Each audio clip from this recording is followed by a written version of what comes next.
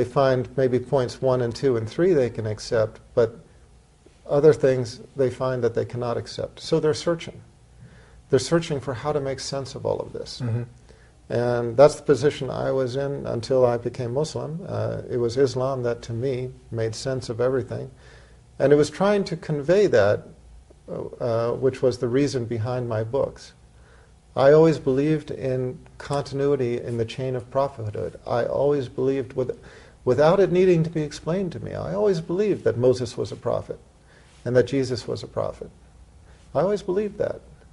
But when I found Moses speaking of 3 prophets to follow, Mm-hmm. and the Jews are still waiting for those 3 prophets, this is no mystery.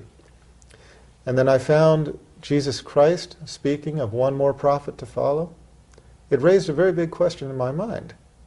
Okay, Moses spoke of 3 prophets to follow. John the Baptist we have to count as 1. Jesus Christ we have to count as 2. And that leaves a 3rd. And then you find Jesus Christ speaking of a final prophet. And a lot of people are going to say, where did he do that? Where did Jesus Christ speak of the final prophet? Read my book and you'll know. But the point is, this is why Christianity is a messianic religion. For 2,000 years, people have been looking for the completion of the prediction. And that was the question in my mind. Moses spoke of 3, we have 2. Jesus spoke of the last one also. Mm-hmm. Who is that last one? When I studied the life of Muhammad, peace be upon him, and when I learned about Islam, that fit the niche for me. That made sense. And that, to me, explained the continuity of the chain of revelation up to its completion.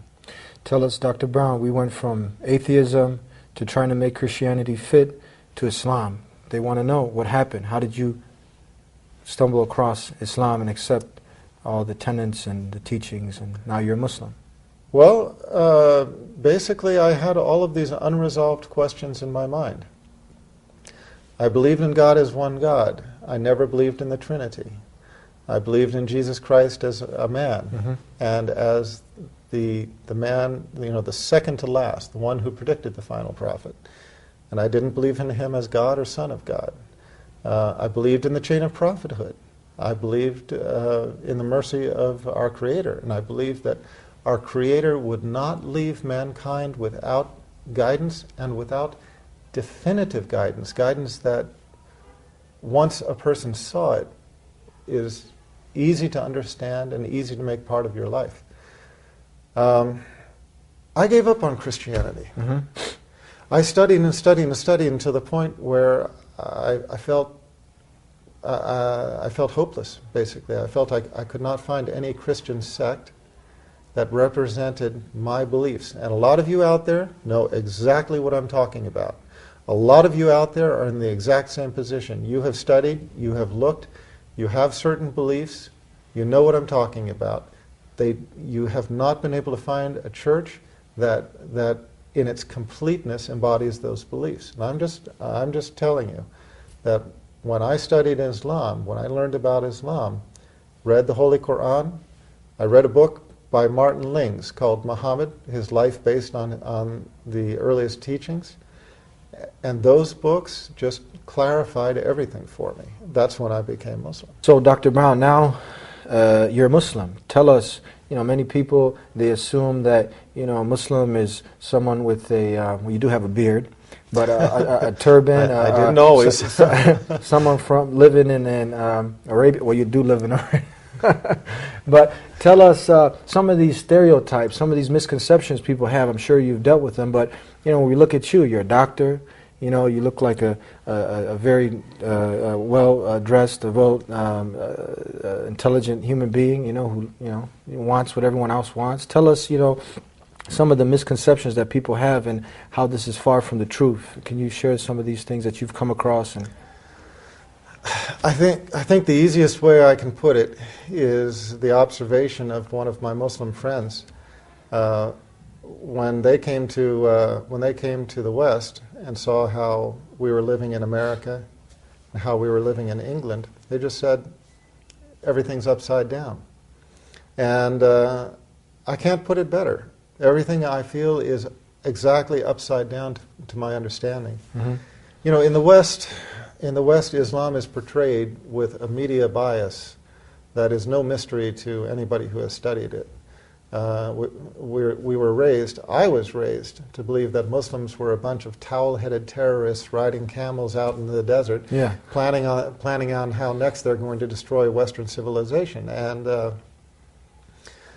it was only learning about Islam as its true teachings are, and coming to know Muslims and living amongst them, that I just found out, as I said, everything's just upside down. Look, you find good and bad people everywhere. You can't avoid that. You find good and bad people everywhere.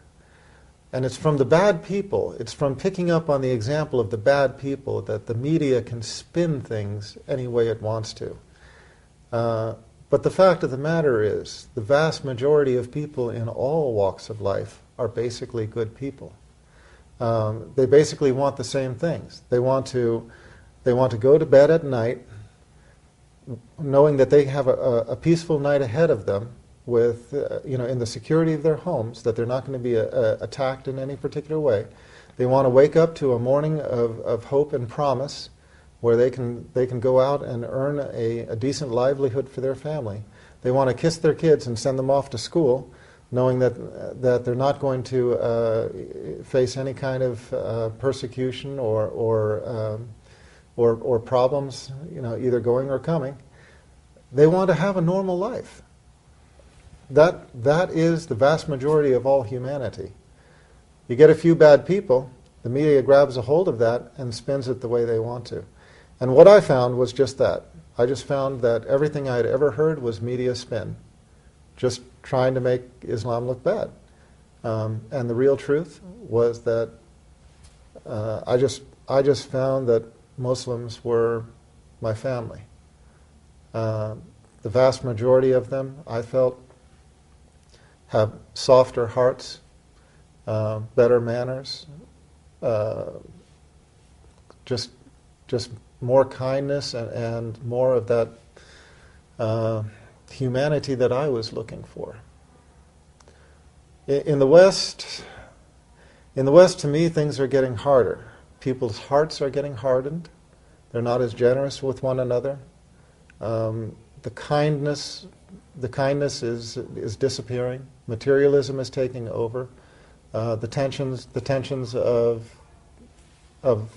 the rat's race of life in the West is controlling people. And I just found amongst Muslims the exact opposite. I found these things I told you and more. And the living example of Islam is an example of modesty. It's an example of kindness, generosity, truthfulness, and most of all, it's the example of submission to our Creator. And that, to me, is life the way it's supposed to be lived. It's very simple. I'd like to thank you, Dr. Brown, for being with us. My pleasure. You can visit Dr. Brown at leveltruth.com. Leveltruth.com or eighthscroll.com. Eighth Scroll is spelled exactly as the book, EIGHTHSCROLL.com. And I'd like to thank you for tuning in to another episode of The Dean Show. I hope you've enjoyed this week's show with Dr. Brown. You got to learn about Islam coming to the source. Islam simply means submission and surrender to one God alone, submitting to Him on His terms. And a Muslim is one who does the action of Islam. And now, from here, if you've enjoyed what we had to say, continue to come back every week here on The Dean Show. You can contact me if you have any questions. You can also contact Dr. Brown if you're interested in any of his books. And we hope to see you next time here on The Dean Show. Until then, Assalamu alaikum. Peace be unto you. Allah, there's only one God and Muhammad is His messenger. Allah, La ilaha illallah. Allah, there's only one God and Jesus was His messenger. Allah, La ilaha illallah. Allah, there's only one God, and Moses was his messenger. Allah, la ilaha illallah. Allah, there's only one God, and Abraham was his messenger. Allah, la ilaha illallah.